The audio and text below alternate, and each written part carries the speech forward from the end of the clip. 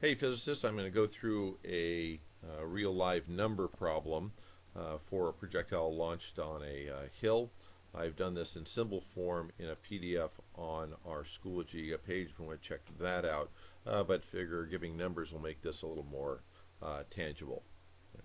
Hey, so we have a projectile is launched up a hill that has a 20-degree angle, and the projectile is launched at 15 degrees above that hill angle. How far along the hill would the projectile land? Okay. Hey, so let's see if we can go and fill out our table. I've got a few things already set up. I've drawn a picture of the launch at 40 meters per second. Oh, I guess that's the other thing. Okay, it's launched. Let's go ahead and add that. Launched at 40 meters per second. Make sure that's a 0. All right, sorry about missing that out. As noted in class, I'm going to keep the y and the x-axes aligned with the Earth. That y is going to be our only accelerated motion. X will move at constant velocity, even though the hill is at a bit of an angle. So let's go ahead and fill out what we can here. Acceleration, the x direction is 0. In the y direction, I'll use the what is that? Expert TA imposed 9.8, just so you can end up seeing that. Of course, that would be in meters per second squared. I don't know what my change in x or my change in y are, but I do know they're related by this angle of the hill. I don't have a final velocity, I don't have a time, but I do have some initial velocities. So my initial velocity in the x direction is going to be my 40 meters per second times the cosine of 20 plus 15 degrees. Why is that? Because the angle to the horizontal is 20 plus 15.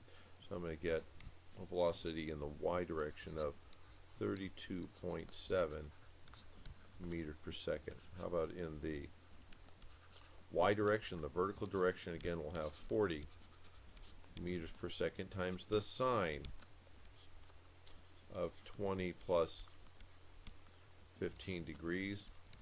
So that'll be at roughly 22.9 meters per second. Okay, so I have my velocities in the two directions. I'll go ahead and populate this field. Okay, so I'm going to add some other information relating some of these other values that we don't know.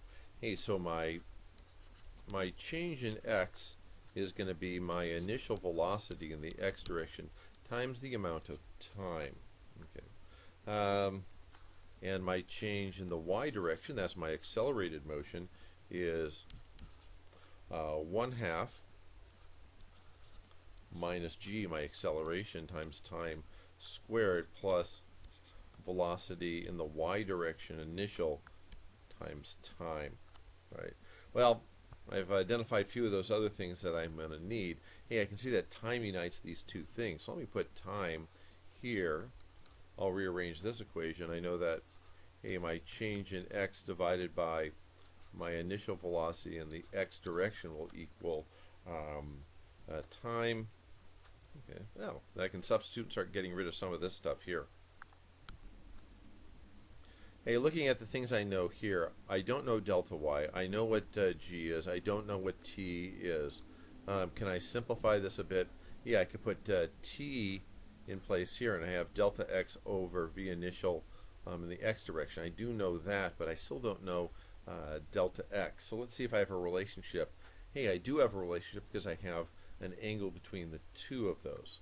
Hey, and I do know that a delta y over delta x is going to be equal to the tangent of 20 degrees. Hey, that'll help me out too here. I think I'm recording. Yep. Right. So I could say that delta x is going to be equal to delta y over tangent of 20 degrees. Hey, with all that, it looks like I can get this down to one equation and one unknown. Yes, I'll do this in symbol form first, and then I'll start putting numbers in. So I can see that delta y is going to be equal to 1/2 minus g, and we can see that t becomes delta y over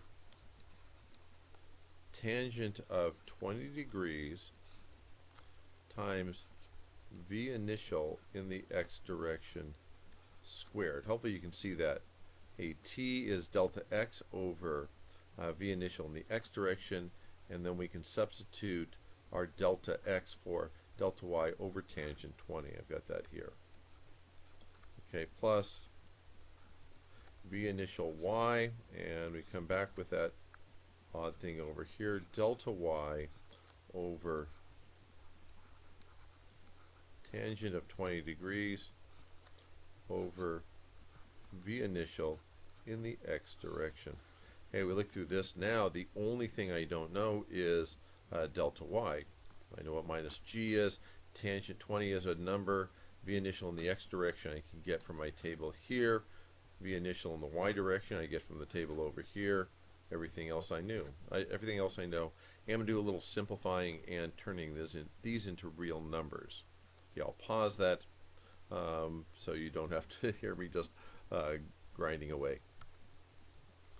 Okay, so I've done some rearranging and simplifying and substituting. Of course, negative g is our negative 9.8 meters per second squared times a half. You can see what my 4.9 is. I took all of this, tangent of 20 times v initial x. I squared all that. I got 141. All this came out to 1.92. I had to move the delta x over the other side. So I get something in a quadratic equation form of 0 is equal to negative 0.0346 delta y squared plus 0.92 delta y. I put that in the quadratic equation and I find out that delta y is going to be equal to either 0 or 26.58 meters. Of course, 0 makes sense because that's where it's launched from. That's where it's at the angle. And again, at some position 26.58 meters, it intercepts the hill again. Right. Hey, that's helping out. It still doesn't tell us how far along the hill, which is actually what we're looking for. Hey, let's see if I can figure out my delta x. We know there's a relationship between delta x and delta y, and that's represented here. So I have 26.58 meters divided by the tangent of 20 degrees. Okay. And that works out to 73.05 meters.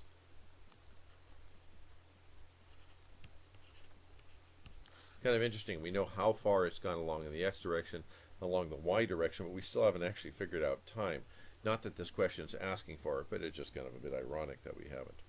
Hey, so I can use Pythagoras to find out my distance along the hill is really just going to be delta x squared plus delta y squared, and then we take the square root of all that. Okay. When I plugged and chugged, I got a value of 77.75 meters along the hill. And if you are curious about the time, we did end up representing the time up here. The time is our change in x divided by our velocity in the x direction. Remember, that stays the same. So time is 73.05 meters. Our velocity in the x direction still is 32.7 meters per second. I got a value here of, what does that work out to be? About 2.35 seconds, in case you're interested. 2.35 seconds. I guess I should put it over on this side, which would end up being the same as on this side. If we had to, we could go back and plug the numbers in just to find out if these make sense, but I'm pretty sure they do. All right, hope that helps with your understanding of an example of launching a projectile on a hill.